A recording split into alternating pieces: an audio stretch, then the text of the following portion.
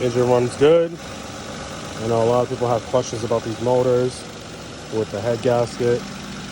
I can assure you this one's fine. I've been driving it for about 100 miles so far. No issues.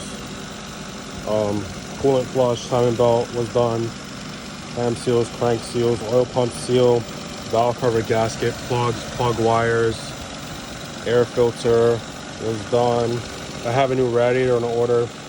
It didn't come yet. It's on back order, OEM Denso unit. Battery's good. Everything runs perfect.